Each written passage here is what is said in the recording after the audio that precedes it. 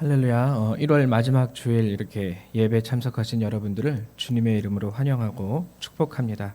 저희 다 같이 조용한 기도하심으로 1월 마지막 주일 예배를 하나님 앞에 드리도록 하겠습니다. 기도합니다. 이스라엘의 구속자, 이스라엘의 거룩한 이이신 여호와께서 사람에게 멸시를 당하는 자, 백성에게 미움을 받는 자, 관원들에게 종이 된 자에게 이같이 이르시되 왕들이 보고 일어서며 고관들이 경배하리니 이는 이스라엘의 거룩하신 이 신실하신 여호와 그가 너를 택하였음이니라. 아멘. 사랑과 은혜가 많으신 하나님, 참 감사를 드립니다. 힘들고 어지러운 이 세상 가운데 하나님께서 교회를 세우시고 주의 택하신 성도들을 세우시사 함께 모여 예배하게 하시고 기도하게 하시고 주의 이름을 찾고 구하게 하시며 주의 크고 비밀한 그 구원과 그 은혜와 그 사랑을 알게 하시고 전파하게 하시니 감사를 드립니다. 하나님 도와주셔서 이 땅 가운데 오늘날 이 세대 가운데 참된 교회들을 일으켜 세워주시고 거짓된 교회들을 무너뜨리시며 오직 하나님의 은혜와 영광이 이 세상 주님의 말씀과 은혜를 사모하는 그 모든 자들에게 온전히 응답되게 하여 주시옵소서. 오늘도 우리의 예배 가운데 함께하여 주실 줄 믿고 감사드리며 주 예수님의 이름으로 기도했습니다. 아멘. 저희 다 같이 사도신경으로 신앙 고백 드리도록 하겠습니다. 우리 다 같이 신앙 고백합니다. 나는 전능하신 아버지 하나님 천지의 창조주를 믿습니다. 나는 그의 유일하신 아들 우리 주 예수 그리스도를 믿습니다. 그는 성령으로 잉태되어 동정녀 마리아에게서 나시고 본디오 빌라도에게 고난을 받아 십자가에 못 박혀 죽으시고 장사된 지 사흘 만에 죽은 자 가운데서 다시 살아나셨으며 하늘에 오르시어 전능하신 아버지 하나님 우편에 앉아 계시다가 거기로부터 살아있는 자와 죽은 자를 심판하러 오십니다. 나는 성령을 믿으며 거룩한 공교회와 성도의 교제와 죄를 용서받는 것과 몸의 부활과 영생을 믿습니다. 아멘. 저희 찬송가 3장 함께 찬양합니다.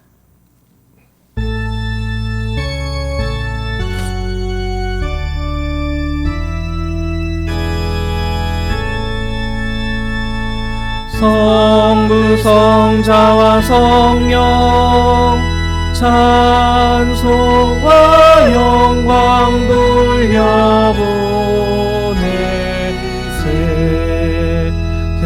태초로 지금까지 또 영원 무궁토록 성삼위께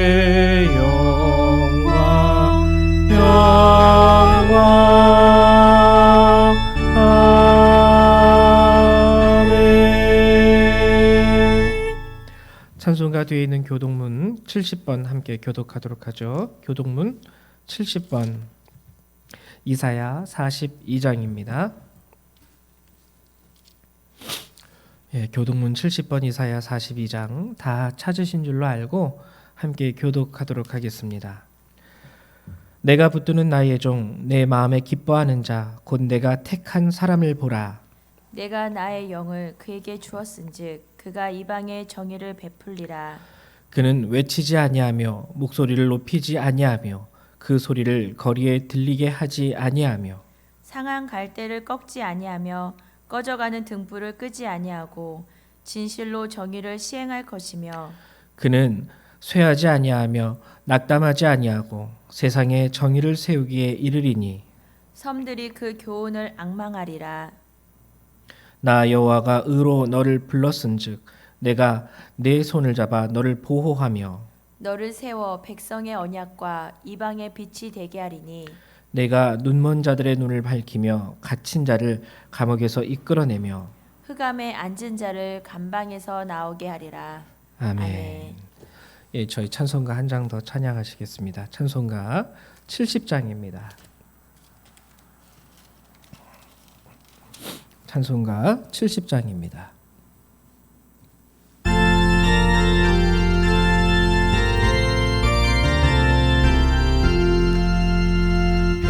피난처 있으니 환난을 당한 자 이리 오라.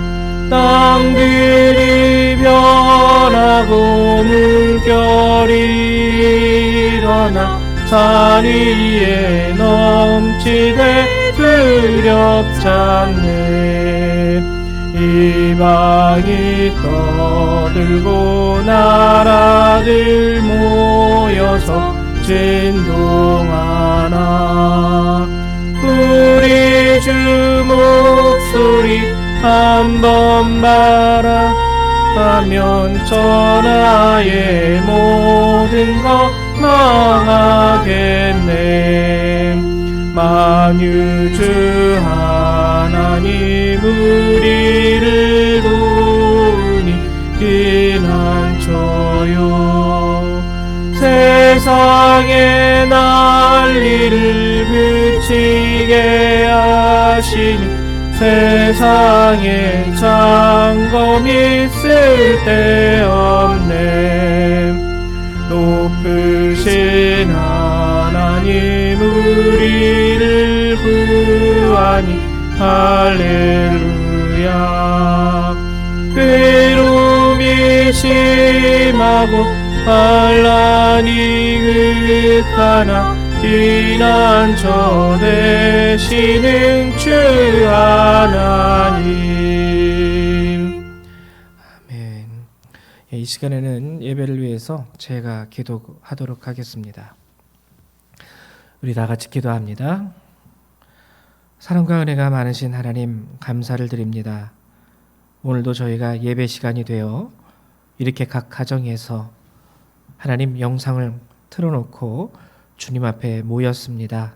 하나님, 저희가 함께 대면하여 예배드리지는 못하지만 저희가 서 있는 그곳이 우리가 주님 앞에 드려야 할 예배의 장소가 됨을 하나님 믿습니다. 교회에서뿐만 아니라 우리가 살아가고 우리가 호흡하고 있는 그 모든 장소에서 우리 모든 성도님들 주님을 증거하고 삶으로 주님을 예배하고 마음으로 주님께 하나님 온전한 영광을 돌려드릴 수 있는 그러한 자들이 다 될 수 있도록 도와주시옵소서. 하나님, 함께 모여 예배드리지 못한다 할지라도 하나님 이러한 시간을 통하여서 하나님을 찬양하고 기도하고 주의 말씀을 들을 때에 하나님 놀라운 주님의 은혜가 우리 모든 성도님들 각 사람에게 임할 수 있게 되기를 또한 구하고 소망합니다. 도와주셔서 하나님 연약한 자, 병든 자, 죄 지은 자, 하나님 유혹 가운데 있는 모든 자들 하나님 구원하여 주시고 오직 주께서 주시는 새 은혜와 능력으로 말미암아 다시 한번 강건하게 되며 또한 주님 앞에 감사와 찬송의 영광을 돌려드릴 수 있는 이 시간이 될 수 있도록 하나님 저희를 도와 주시옵소서. 이 시간 이 예배를 받아주심에 감사를 드리며 주 예수님의 이름으로 기도했습니다. 아멘. 예, 우리 하나님의 말씀 같이 한번 이 시간 찾아보도록 하죠. 주님의 말씀은 고린도전서 15장 12절에서 19절의 말씀입니다. 고린도전서 15장 12절에서 19절. 예. 같이 우리 교독하도록 하죠. 제가 먼저 교독합니다. 그리스도께서 죽은 자 가운데서 다시 살아나셨다 전파되었거늘 너희 중에서 어떤 사람들은 어찌하여 죽은 자 가운데서 부활이 없다 하느냐. 만일 죽은 자의 부활이 없으면 그리스도도 다시 살아나지 못하셨으리라. 그리스도께서 만일 다시 살아나지 못하셨으면 우리가 전파하는 것도 헛것이요 또 너희 믿음도 헛것이며 또 우리가 하나님의 거짓 증인이 발견되리니 우리가 하나님이 그리스도를 다시 살리셨다고 증언하였습니다. 만일 죽은 자가 다시 살아나는 일이 없으면 하나님이 그리스도를 다시 살리지 아니하셨으리라. 만일 죽은 자가 다시 살아나는 일이 없으면 그리스도도 다시 살아나신 일이 없었을 터이요. 그리스도께서 다시 살아나신 일이 없으면 너희의 믿음도 헛되고 너희가 여전히 죄 가운데 있을 것이요. 또한 그리스도 안에서 잠자는 자도 망하였으리니 만일 그리스도 안에서 우리가 바라는 것이 다만 이 세상의 삶뿐이면 모든 사람 가운데 우리가 더욱 불쌍한 자이리라. 아멘. 예, 우리 이제 고린도전서 15장의 말씀을 오늘 함께 나누려고 하는데요. 고린도전서 15장 전체의 주제는요. 여러분들이 성경을 자세히 보시면 알 수 있겠지만 부활에 대해서 얘기를 하고 있어요.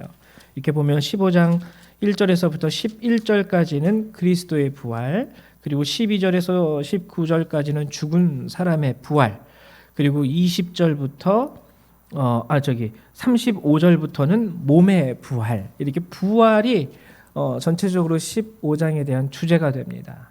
여러분들이 다 알고 계시겠지만 고린도전서는요 16장까지 있어요. 16장으로 끝나요.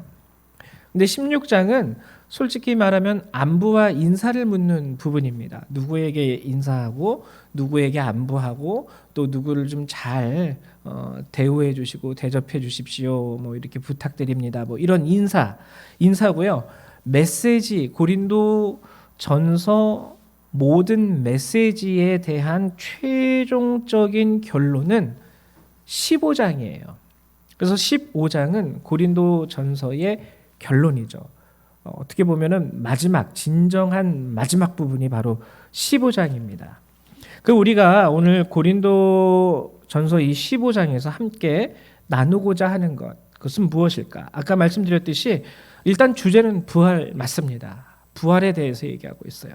근데 이 부활에 대한 신앙 가운데 여러분하고 조금 깊이 오늘 이 시간에 나누고자 하는 것은 바로 19절이에요. 19절 후반부에 보면 모든 사람 가운데 우리가 더욱 불쌍한 자이리라. 고린도 교회 당시 아마 제가 상황을 여러분들에게 이미 설명을 해 드렸을 것입니다. 목숨을 잃을 수 있고요. 목숨뿐만 아니라 삶의 전반적인 부분이 예수를 믿게 되면은 고립되었어요. 네. 그렇게 힘들고 어렵고 모든 생활의 자유가 박탈당하죠. 예수를 믿는다는 이유 때문에.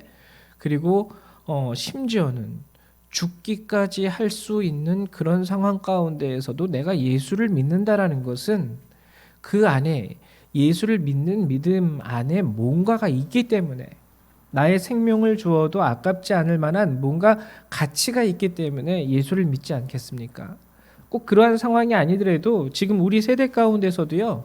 예수를 믿는 것에 있어서 불쌍해지기 위해서 예수를 믿는 사람은 한 사람도 없죠.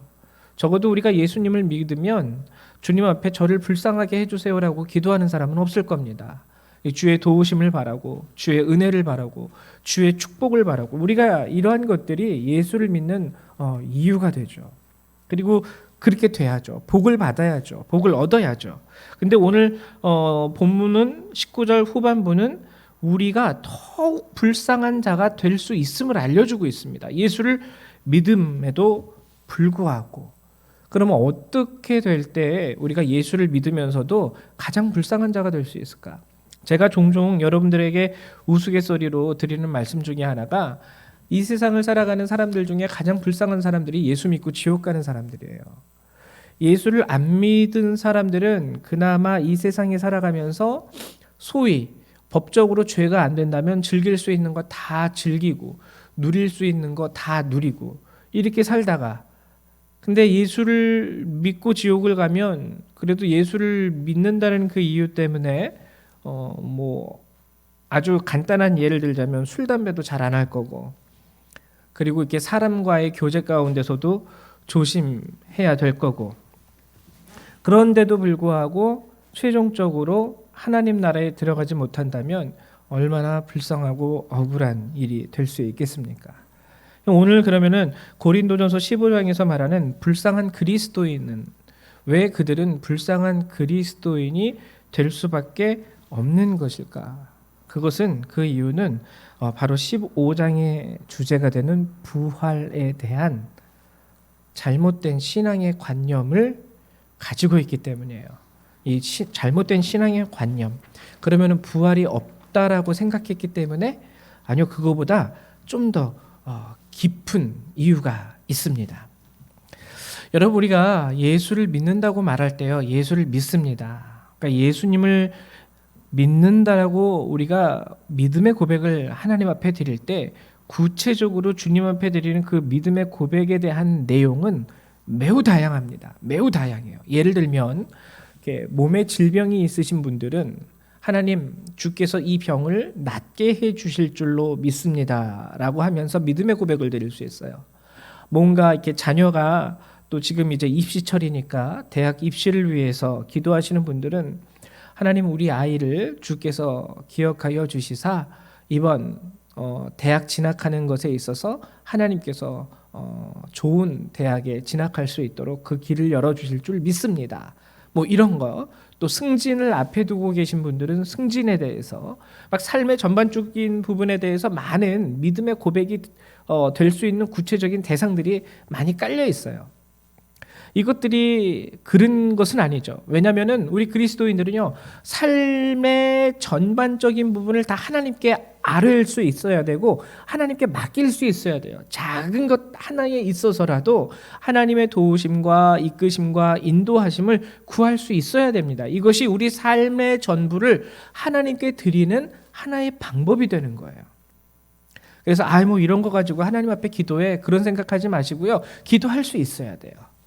자동차를 구매하는 것에 있어서도요, 뭐 여러분들이 하실 수 있으면 구체적으로 하나님, 이런 차를 하나님 제가 운전할 수 있게 좀 주님 도와주십시오라고 기도도 할 수 있으셔야 됩니다. 저도 페루에 있을 때 저희 큰아이가 그 당시에 이제 돌 지나서 1년 6개월 됐을 때 페루를 가는데 저희 집사람은 둘째를 임신하고 있었어요. 그러다 보니까 병원을 왔다 갔다 하기 위해서 차가 좀 필요하더라고요. 먼 거리를 또 이동하려니까. 그때 하나님 앞에 차를 두고 기도한 적이 있었습니다. 하나님, 차가 필요합니다.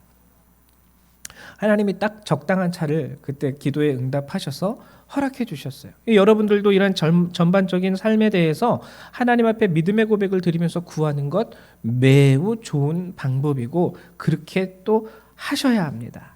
근데 이렇게 우리가 삶의 전반적인 부분을 하나님 앞에 드리면 믿음의 고백을 드릴 때 망각할 수 있는 부작용이 생겨요. 망각. 무엇에 대한 망각일까? 그것은 바로 뭐냐면 오늘 고린도전서 15장의 주제가 되는 것. 이 부활이라는 것은 곧 무엇을 의미하냐면 구원이거든요. 죄인에 대한 용서함이거든요. 그리스도의 십자가의 죽으심 이후의 부활, 그리고 구원에 대한 주님의 언약, 약속. 삶의 전반적인 부분에 대해서 믿음의 고백을 드리며 주님 앞에 기도하는 것은 매우 중요한데 우리가 놓칠 수 있는 부작용이 뭐냐면 거기에만 묶여버려서 정작 그리스도께서 이 땅에 오신 이유는요, 오늘 내 배가 부르기를 위해서 오신 게 아니거든요. 오늘 내가 좋은 옷 입고 건강하게 사는 것을 위해서 오신 것은 아니거든요. 궁극적인 목적은 뭐냐면 나를 구원하시고 하나님 자녀 삼으시고 영원한 하나님 나라에 들어갈 수 있도록 나를 이끌어 주시는 그 부분, 구원에 대한 부분, 주님의 죽으심과 부활에 대한 참된 의미, 구원에 대한 참된 믿음의 고백은 우리가 망각할 수 있게 됩니다. 여러분들도 한번 기도하시는 분들 한번 기도해 보세요. 여러 가지 기도 제목, 하루에 1시간, 2시간 뭐 기도하셔도 좋습니다. 과연 이 구원이라는 것에 대한 주제를 가지고 기도하는 그 기도의 할당량, 그 분량은 어느 정도 되십니까? 삶의 전반적인 부분을 하나님께 맡겨드린다는 것은 좋은데 거기에만 묶여 있다 보면 정작 우리가 정말 하루하루 살아가면서 기도해야 할 가장 중요한 기도의 제목, 하나님 오늘도 나를 구원의 길로 이끌어 주십시오 라는 부분에 대해서 주께서 나를 구원하실 줄 믿습니다. 하나님, 나의 영혼이 늘 하나님과 동행하고 하나님과 함께하고 그 구원의 길에서 벗어나지 않도록, 이러한 부분에 대해서는 우리가 소홀해집니다. 소홀해지는 것에서 더 지나면 망각하게 돼요. 그런 경우가 많죠. 여러분, 시편 90편, 이 시편 90편은 우리가 흔히 모세의 기도라고 알고 있는 시편이에요. 시편 90편 9절에서 12절에 보면 이런 본문이 있습니다. 우리의 모든 날이 주의 분노 중에 지나가며 우리의 평생이 순식간에 다하였나이다. 우리의 연수가 70이요 강건하면 80이라도 그 연수의 자랑은 수고와 슬픔뿐이요 신속히 가니 우리가 날아가나이다.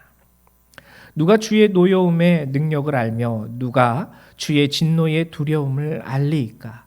우리에게 우리 날 계수함을 가르치사 지혜로운 마음을 얻게 하소서. 모세가 기도하고 있는 이 부분 9절에서 12절은요, 주제가 뭐냐면 인생이에요. 인생. 첫 번째 이 모세의 기도가 나오는 인생의 중요한 본질, 첫 번째 본질은 뭐냐면 10절입니다. 제가 다시 읽어드릴게요. 우리의 연수가 70이요 강건하면 80이라도 그 연수의 자랑은 수고와 슬픔뿐이요. 여기가 이제 중요합니다. 수고와 슬픔. 인생에 대해서 먼저 정의하고 있는 부분이 있는데, 인생은 수고와 슬픔뿐이라고 얘기를 하고 있어요. 그럼 왜 모세는 인생을 이렇게 비관적으로만 정의하고 있을까? 여러분, 우리가 아무리 뭐 이렇게 좀 뭐라고 해야 할까요? 서민적으로 살든지 아니면은 뭐 부유하게 살든지 각 사람의 인생에는 희노애락이 있어요. 조금 못 먹고 산다고 그 인생에 기쁨이 없는 게 아니고, 조금 잘 먹고 산다고 그 인생이 늘 항상 기쁜 것만은 아닙니다. 희노애락은 항상 있어요. 근데 왜 모세는 인생에서 반복되어지는 희노애락 중에서 오직 수고와 슬픔만을 강조하고 있는 것일까? 여기에는 한 가지 중요한 이유가 있습니다. 여러분 아시다시피 모세는 창세기를 기록한 사람이죠. 어떻게 기록을 했을까요? 하나님이 알려주셨죠.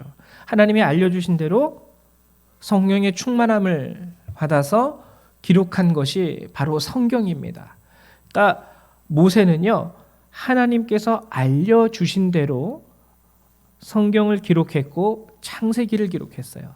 근데 그 창세기에 하나님께서 알려주신 내용, 즉 모세를 통하여 기록되었죠. 모세가 알게 되었죠. 그 중에 가장 중요한 한 가지 중에 하나가 뭐냐면 태초, 천지창조. 천지창조에서요, 항상 나오는 것이 있는데 그게 뭐냐면 보시기에 좋았더라. 첫째 날 보시기에 좋았더라. 둘째 날 보시기에 좋았더라. 여러분, 이거를 우리가 조금 상상력을 가지고 한번 상상을 해보세요. 하나님이 모세에게 말씀해 주십니다. 야, 모세야, 내가 처음에 빛과 어둠을 창조했을 때 그게 얼마나 이쁘고 아름다웠는 줄 아니? 지금 이 세상에서는 느낄 수 없었던 그 아름다움과 만족과 기쁨과 행복이 그때 내가 천지를 창조했을 때는 정말 온 땅에 가득했어. 아픔도 없었고 슬픔도 없었고 시기와 질투도 없었고, 그리고 모세에게 또 무엇을 알려주셨습니까? 에덴. 내가 처음에 인간을 창조하고 에덴이라는 곳을 만들었거든. 너희들을 위하여 만들어 놓은 최고의. 그래서 에덴이라는 그 단어의 뜻 자체가 기쁨이라는 뜻입니다. 그 에덴에서 살던 아담과 하와의 모습, 처음 하나님께서 이 땅을, 전 우주를 창조하셨을 때 그 창조된 자연의 완벽함과 아름다움을요, 모세는 알고 있었던 거예요. 아, 이때는 정말 이렇게 아름다웠구나. 거기는 정말 이렇게 기쁜 곳, 행복이 가득한 곳이었구나. 그리고 또 죄로 인하여 그 모든 것들이 깨어지고 부서지고, 죄로 인하여 아픔과 죽음과 슬픔과 좌절이 우리 가운데 드러나게 된 것도 모세는 알게 된 거예요. 그러니까 모세가 인생을 생각할 때는요, 회상을 하게 됩니다. 아, 처음 하나님께서 창조하셨을 땐 정말 그때가 좋았을 텐데, 내가 비록 경험해 보지는 못했지만 하나님의 말씀에 의하면 이런 곳이었는데 지금 우리가 살아가는 이 세상에서 느끼는 이런 행복, 그래 이것도 좋지만 비교할 수 없는 기쁨과 만족과 행복이 그때는 있었는데 돌아보니 인생은 오늘 얘기하듯이 70, 80 우리의 자랑은 수고와 슬픔밖에 없는 것이구나. 여러분 이걸 어떻게 이해하면 쉬우냐면요. 우리 이제 쉽게 여러분들이 이해하기 위해서 하나의 비유를 들자면 우리 조선 시대에 종종 이제 역사적으로 보면 귀향을 가는 사람들이 많이 있죠. 벌을 받아서 귀향을 가게 됩니다. 화려한 대궐과 같은 집에서 살고 있는 양반이라든지 권세가라든지 심지어 왕이라든지 그들이요 모든 것을 다 가지고 모든 것을 다 누리고 그들이 생각하는 것과 그들이 입술로 말하는 그 모든 것들을 다 이루며 살아갔어요. 이루면서. 근데 한순간에 귀향을 가게 되는 그런 비극이 벌어졌다고 한번 생각을 해보십시오. 귀향살이를 하면서도요 잠깐 웃을 수 있을 거예요. 귀향살이를 하면서도요 잠깐 아랫목이 따뜻하네 하고 만족을 느낄 수는 있을 거예요. 그러나 정말 잠깐입니다. 살다 보면은요 그땐 이랬는데 그때는 내가 이렇게 호령하면서 그때는 이렇게 그냥 고래 등짝 같은 기와집에서 막 이런 회상을 해볼 수 있겠죠. 오늘 모세도요 똑같은 거예요. 에덴을 알았기 때문에 창세기를 기록하면서 하나님으로부터 들은 거예요. 그 아름다움을, 그 행복과 그 기쁨과 그 만족을. 그것을 알고 나서 지금의 인생을 보니까 나의 인생뿐만 아니라 우리가 살아가는 각 사람이 살아가는 모든 인생이요 수고와 슬픔뿐이에요. 모세는 그걸 알아서 인생에 대해서 첫 번째로 정의한 것이 뭐냐면 수고와 슬픔뿐이구나라고 정의를 한 것입니다. 근데 이 시편 90편을 보면은요 모세가 또 인생에 대해서 아주 중요한 정의를 내립니다. 그게 뭐냐면 11절 누가 주의 노여움의 능력을 알며 누가 주의 진노의 두려움을 알리까. 여기서 나오는 주의 분노와 노여움이 두 번째 모세가 말하는 시편 90편이 말하는 인생의 본질이에요. 주의 분노와 노여움. 이건 뭘 뜻하냐면요. 마지막에 심판이 있다라는 것을 뜻하는 겁니다. 여러분, 인생은요 굉장히 유한해요. 여러분들이 모든 것을 다 누리고 모든 것을 다 가지고 살아간다 할지라도 인생은 결국 80이 끝이에요. 80. 요즘 100세 시대니까 100세가 끝이라고 한번 여러분 생각해도 좋겠습니다. 딱 100이 끝이에요. 그 끝나는 100 이후에는 무엇이 남겠습니까? 성경이 우리에게 분명히 알려주고 있는 것은 뭐냐면 하나님의 심판이 있다라는 거예요. 하나님의 심판, 그리고 심판 이후에 우리 가운데 주어지는 삶은 영원입니다. 영원이에요. 100년과는 비교할 수 없는 영원의 삶입니다. 이 100년의 삶을 살면서 여러분들이 무엇을 가지고 누리고 무엇을 먹고 마시고 즐거워하셨든지 이 100년 이후의 삶에 대해서는요 오늘 모세가 알려주는 거예요. 주의 분노와 노여움이 있어. 우리는 모두가 다 죄인 되었기 때문에 우리 스스로의 능력과 힘과 우리가 가진 것으로는 우리 스스로를 구원할 수 없습니다. 이후에는 심판이 있기 때문에 모세는 그것을 알고 있었던 거예요. 70년, 80년 강건하고 만족하고 부유하고 모든 것을 다 누리고 살아가지만 누가 주의 노여움을 알며 누가 주의 분노를 알고 있나이까. 한 명도 그 심판에 대해서 모르고 살아가는 거예요. 모르기 때문에 대비하지 못합니다. 알지 못해요. 그래서 최종적으로 그 심판을 알고 있는 모세가 구하는 것이 무엇입니까? 12절 우리에게 우리의 날 계수함을 가르치사 지혜로운 마음을 얻게 하여 주시옵소서. 지혜로운 마음이라는 건 뭐냐면요 마지막에 심판이 있다는 걸 깨닫는 마음이에요. 마지막에 심판이 있다는 걸 깨닫는 마음. 지금은 여러분 제가 종종 이제 뉴스를 보면은 조금 이제 한 2, 3년 전까지만 해도 욜로족이라고 있었죠. 욜로족. 이 욜로족이 뭐냐면 인생은 한 번뿐이다. 그러니까 오늘 즐기자라는 게 욜로족이에요. 욜로족. You only live once. 한 번밖에 못 사는 삶인데 즐겨야지. 할 수 있는 거 다 해야지. 그래서 쾌락, 탐락 뭐 이런 거 다 빠져들어도 좋습니다. 어차피 한 번 사는 인생이니까 뭐 죄고 뭐고 다 없어요. 내가 재미있고 즐거우면 할 수 있는 거 다 하자. 이게 욜로예요. 욜로. 이 뜻이 뭡니까? 오늘 모세가 한탄하는 게 바로 그거 아닙니까? 주의 분노, 주의 노여움을 모르기 때문에 욜로가 탄생할 수 있어요. 안타까운 것이죠.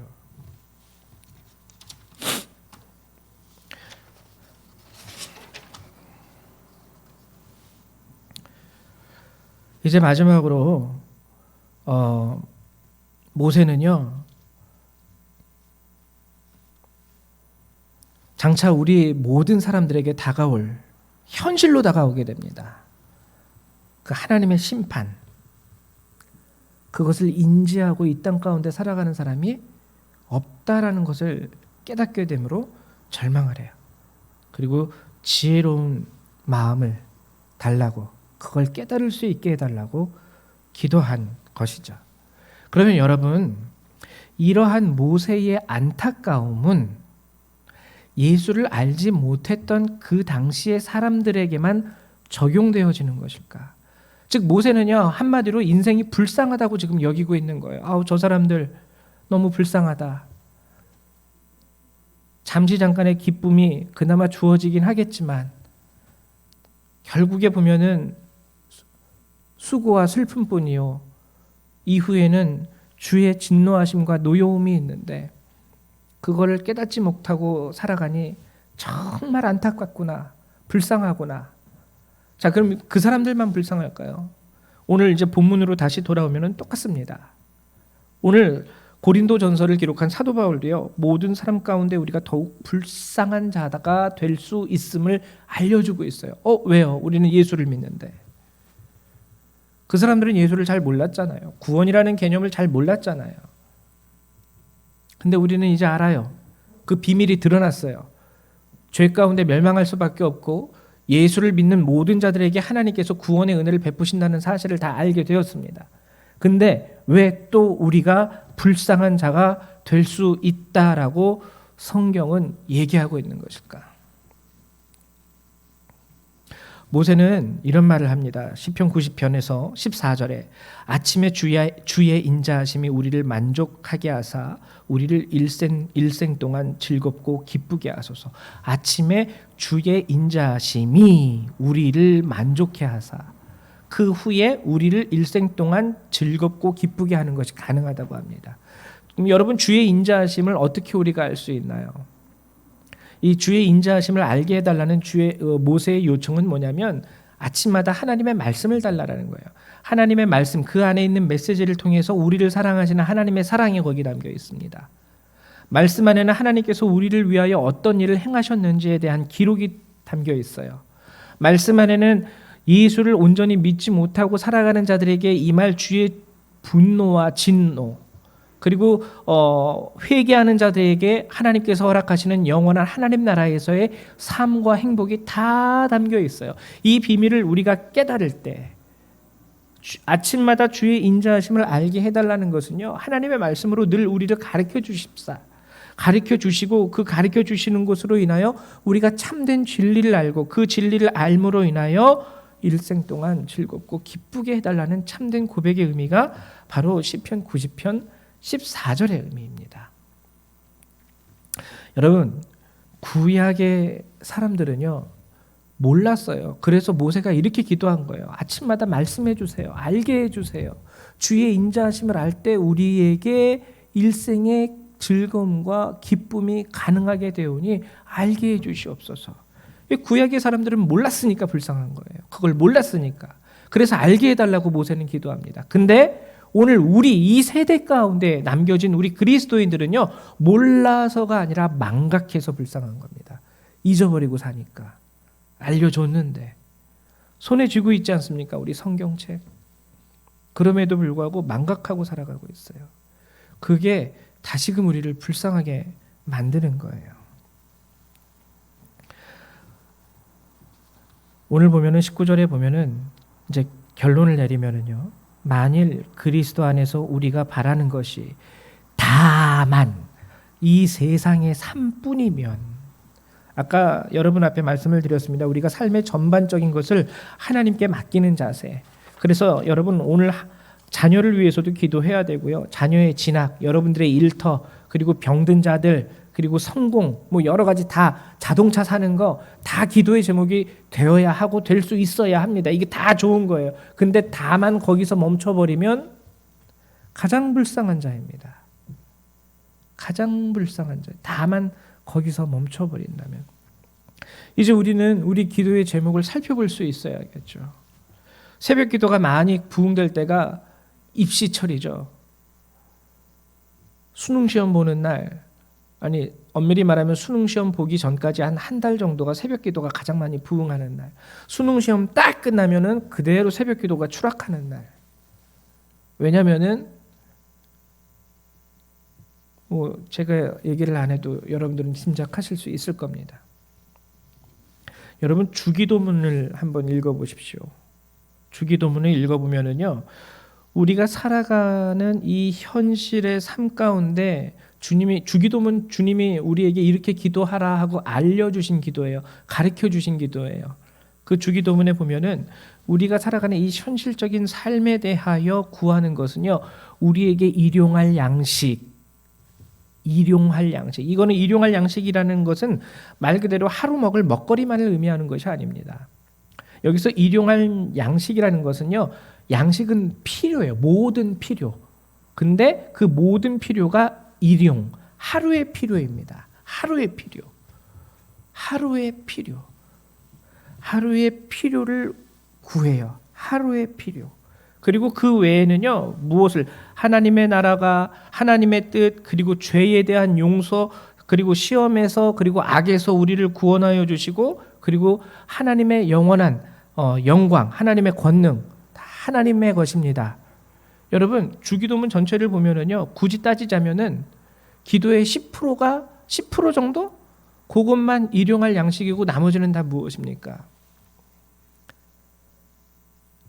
우리가 이 부분을 알 수 있어야 돼요. 영원한 하나님의 나라, 이 세상 가운데 감추어져서 알 수 없는 그 하나님의 비밀한 것을 위해서 기도하게 돼 있어요. 그것이 우리로 주님이 가르쳐 주신 주기도문의 본질. 일용할 양식을 부정하지 않습니다. 하나님도요, 우리가 살아가면서 무엇이 필요한지 다 알고 계세요. 근데 하나님께서 그것들을 다 공급해 주실 거라고 성경은 약속하고 계십니다. 그래서 주기도문에도요, 일용할 양식만 구하면 돼. 그리고 나머지는 하나님의 나라와 뜻, 그분의 영광, 그리고 우리 구원, 용서하심, 시험에 빠지지 않는 것, 악에서 구원하는 것, 이 모든 것들을 위해서 기도해라. 무엇에 더욱 신경을 쓰고 무엇에 더욱 기도의 분량을 우리가 할애해야 하는 것이 옳은지를 알려주고 있는 것이죠. 마지막으로 여러분 고린도전서 15장 58절의 말씀을 나누면서 말씀을 마치도록 합니다. 너희 수고가 주 안에서 헛되지 않은 줄 알미라. 사도 바울은요, 고린도 교회 교인들에게 너희 수고가 주 안에서 헛되지 않은 줄 안다라고 얘기를 했죠. 자금 이제 이게 똑같은 질문으로 우리를 자신에게 할 수 있어야 돼요. 여러분들의 수고가 주 안에서 헛된 수고입니까? 헛되지 않은 수고입니까? 굉장히 중요한 질문이에요. 여러분들도 역시 너희의 수고가 주 안에서 헛되지 않은 줄 안다라는 보장을 받으실 수 있으십니까? 다만 바라는 것이 이 세상의 것뿐이고 다만 소망하는 것이 이 세상의 것뿐이라면, 그리고 그것을 위한 수고가 우리 인생의 전부가 되어 버린다면, 오늘 모세하고요 사도 바울은 한탄하는 거예요. 제발 저 사람에게 지혜로운 마음 좀 주십시오. 주의 분노를 알게 하시고 주의 진노를 알게 하시며 마지막에 있을 심판을 좀 깨닫는 마음을 다시 한번 허락해 주셔서 저가 인생 가운데 살아가는 이 모든 수고가 주 안에서 헛된 수고가 되지 않게 하나님 축복해 주십시오. 모세는, 바울은 아마 우리를 위해서 그렇게 기도할 것 같습니다. 우리 다 같이 기도하고요. 우리 찬송 515장 함께 할 텐데,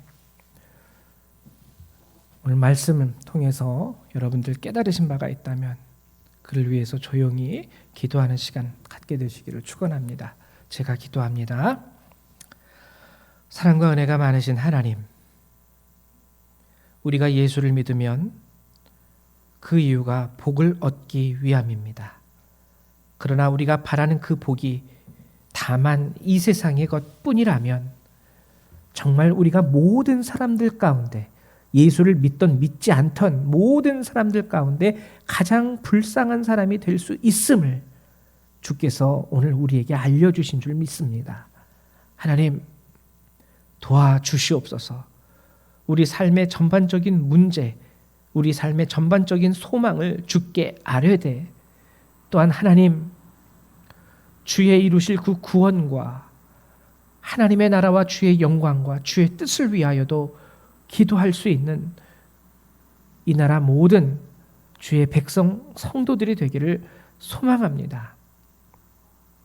하나님 도와주셔서 저들이 땀 흘리는 것과 저들이 수고하는 그 모든 것들이 하나님 앞에 드려지는 아름다운 열매와 결실이 되게 하여 주시옵소서.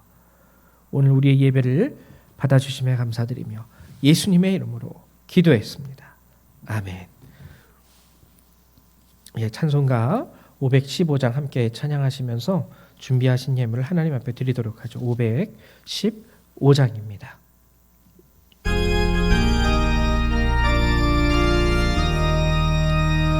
눈을 들어 하늘 보라, 어지러운 세상 중에 곳곳마다 상한 영의 탄식 소리 들려온다.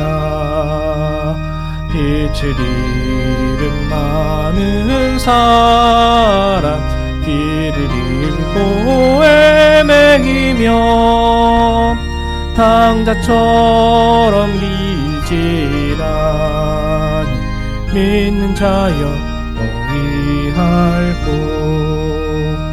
눈을 들어 하늘 보라, 어두워진 세상 중에 외치는 자만 건만 생명수는 말랐어라.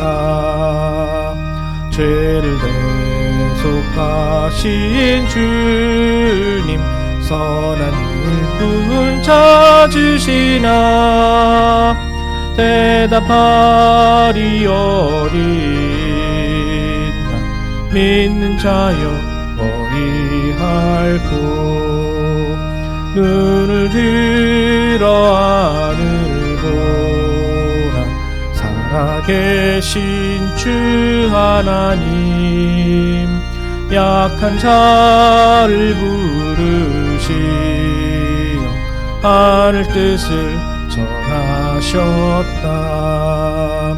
생명수는 홀로 예수, 저인이요 나중이라. 주님 너를 부르신다. 믿는 자여 어이할꼬. 눈을 들어 하늘 보라, 다시 사신 그리스도, 만 백성을 사랑하사 오래 참고 기다리네. 이래하신 우리 구주, 의의 심판하시는 날 곧 가까이 임하는데 믿는 자여 거리할고. 아멘. 예, 들으신 예물을 위해서 잠깐 기도합니다. 사랑과 은혜가 많으신 하나님 참 감사를 드립니다. 하나님 오늘도 우리에게 귀한 말씀을 허락하시사 이 어지러운 세상 중에도 하나님 우리가 지켜야 될 것과 잊지 말아야 할 것, 깨달아야 할 것을 다시 한번 알려주심을 참 감사를 드립니다. 세상이 어지러워도 우리에게 주시는 주님의 은혜와 주님의 말씀만큼은 우리가 잃어버리지 않고 굳게 잡고 살아갈 수 있는 이 땅의 그리스도인 될 수 있기를 소망합니다. 하나님, 오늘도 저희 모든 성도님들 감사한 마음으로 작은 예물을 이렇게 성별하여 주님 앞에 내어드립니다.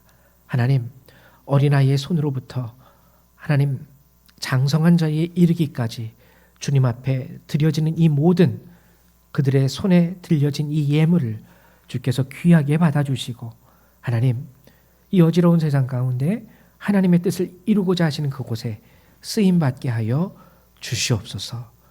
오늘도 우리의 예물을 받아주심에 감사드리며 주 예수님의 이름으로 기도했습니다. 아멘. 네, 감사합니다. 교회 소식을 잠깐 알려드리도록 하죠. 구정이 2주 앞으로 다가왔죠. 하지만 이제 코로나 바이러스 전파로 인해서 여러분들에게 좀 부탁드리고 싶은 것은 부득이한 경우가 아니라면 되도록이면 이번 구정 저희가 좀 거리두기를 하면서 가족과도 좀 전화 같은 거 이런 것으로 안부를 좀 대신하면서 지내면 어떨까라는 권면의 말씀을 드립니다. 안 그래도 요즘에 TV를 보면은 이렇게 교회로 인하여 전염되는 그런 좀 안타까운 상황이 발생되어지고 있는데 우리가 먼저 이 일을 위해서 근신하고 기도할 수 있게 되기를 소망합니다. 그리고 여러분들 대면 예배는 좀 우리가 못 드려서 아쉽지만 참된 예배는 여러분들이 호흡하고 있는 그 자리의 예배가 참된 예배입니다. 교회 안에서 드려지는 예배도 참된 예배이고 여러분들이 서 있는 그 장소에서 하나님을 찬양하고 하나님의 뜻을 행하는 것이 무엇보다도 하나님이 바라시고 원하시는 예배의 모습이라는 것을 꼭 기억하셔서 여러분들이 지금 있는 그곳이 어떻게 보면 겉으로 보면 코로나 때문에 이곳에 오지 못하고 그곳에 있지만 또 하나님께서 다르게 우리가 생각한다면 하나님이 오늘 이곳에서 예배하라고 나를 이곳에 두셨구나라고 생각해도 그게 틀린 게 아니에요. 그러니까 여러분들이 있는 곳에서 여러분들의 삶의 예배를 하나님 앞에 드리실 수 있는 그러한 참된 그리스도인, 지금 이 시대에 정말 필요로 하는 그리스도인들 되시기를 주님의 이름으로 축원드립니다. 예, 우리 이 시간 찬송가 1장 함께 찬양하시고 우리 축도하심으로 예배를 마치도록 하죠.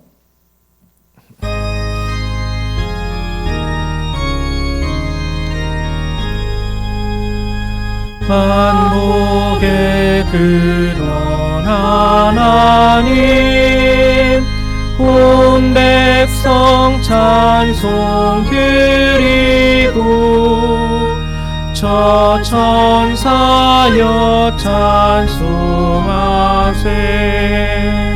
찬송 전부 성자 성령 아멘.